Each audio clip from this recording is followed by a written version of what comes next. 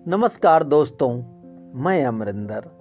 आप देख रहे हैं हमारा यूट्यूब चैनल अमरिंदर मोटिवर। आज मैं आप लोगों को एक बेहद ही मार्मिक कहानी बताने जा रहा हूं, जिसका शीर्षक है जीवन का सत्य। अगर अभी तक हमारे चैनल को आप लोग सब्सक्राइब नहीं किए हों तो एक बार ज़रूर से ज़रूर सब्सक्राइब कर लें, बेल बटन घंटी दबा दें और अगर हमारी कहानी अच्छी लगे तो लाइक कमेंट ज़रूर से ज़रूर करें। एक दिन एक कंपनी में साक्षात्कार के दौरान साहब, जिनका नाम निशांत था, ने सामने बैठी महिला भारती से पूछा, आप इस नौकरी के लिए कितनी तनख्वाह की उम्मीद करती हैं? भारती ने बिना किसी झिझक के आत्मविश्वास से कहा, कम से कम 90,000 रुपये। निशांत ने उसकी ओर देखा और आगे पूछा, आपको किसी खेल में दिलचस्पी है? भारती ने जवाब दिया, जी मुझे शतरंज खेलना बहुत पसंद है। निशांत ने मुस्कुराते हुए कहा, शतरंज बहुत ही दिलचस्प खेल है, चलिए इस बारे में बात करते हैं। आपको शतरंज का कौन सा मोहरा सबसे ज्यादा पसंद है, या आप किस मोहरे से सबसे अधिक प्रभावित होती हैं? भारती ने मुस्कुराते हुए कहा, वजीर। निशांत ने उत्सुकता से पूछा, क्यों? जबकि मुझे लगता है कि घोड़े की चाल सबसे अनोखी होती है।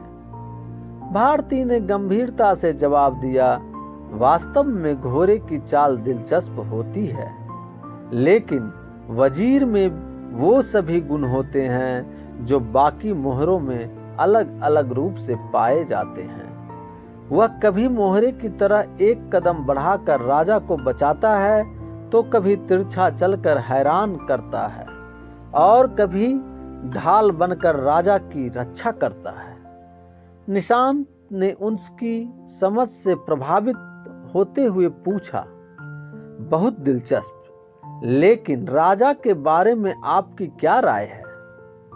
भारती ने तुरंत जवाब दिया, सर मैं राजा को शतरंज के खेल में सबसे कमजोर मानती हूं। वह खुद को बचाने के लिए केवल एक ही कदम उठा सकता है, जबकि वजीर उसकी हर दिशा से रक्षा कर सकता है।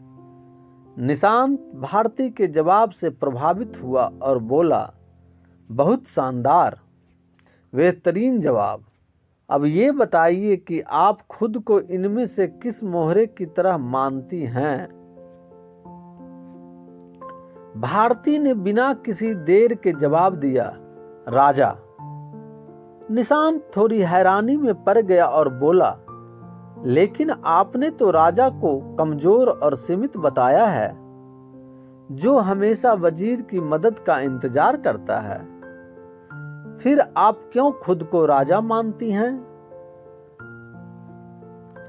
भारती ने हल्की मुस्कान के साथ कहा, जी हां, मैं राजा हूं और मेरा वजीर मेरा पति थे।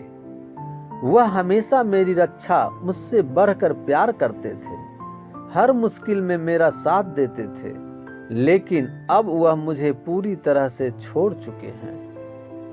निशांत को यह सुनकर थोड़ा धक्का लगा और उसने गंभीरता से पूछा, तो आप यह नौकरी क्यों करना चाहती हैं?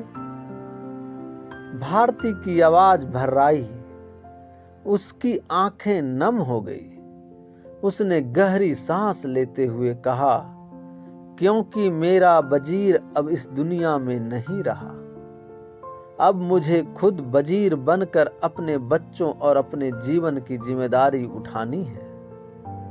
यह सुनकर कमरे में एक गहरी खामोशी छा गई। निशांत ने तालियां बजाते हुए कहा, बहुत बढ़िया भारती जी, आप एक सशक्त महिला हैं। यह कहानी उन सभी बेटियों के लिए एक प्रेरणा है जो जिंदगी में किसी भी तरह की मुश्किलों का सामना कर सकती हैं। बेटियों को अच्छी शिक्षा और परवरिश देना बेहद जरूरी है, ताकि अगर कभी उन्हें कठिन परिस्थितियों का सामना करना पड़े तो वे खुद वजीर बनकर अपने और अपने परिवार के लिए एक मजबूत ढाल बन सकें।